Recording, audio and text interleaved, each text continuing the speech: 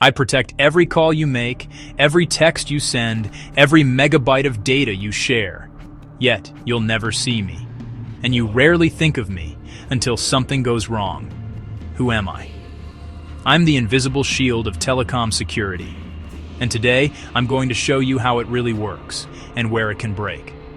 Right now, your phone is chatting with towers, switching centers, clouds, handshakes flying by in milliseconds, keys, protocols flying by in milliseconds.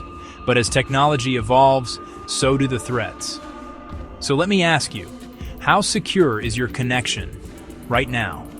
Imagine a fake base station, an IMSI catcher, pretending to be the strongest signal in the room.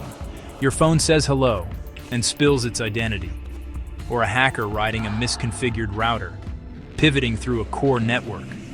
Or a DDoS wave that knocks out an entire region. How does the industry fight back? With layers.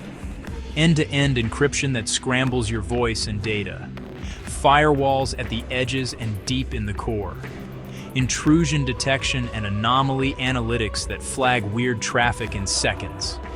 SIM-based authentication, proving you are you. Secure transmission protocols in LTE and 5G. Mutual authentication, fresh keys, integrity checks. Engineers think like defenders and like attackers. They rotate keys, segment networks, patch fast, and monitor faster. They run red team drills to break things before criminals do. Here's a riddle. If speed is power and data is gold, what happens when security stands between them?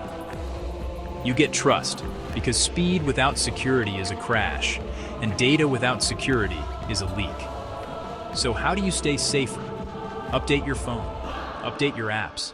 Avoid unknown Wi-Fi. Use your carrier. Use a trusted VPN when it counts.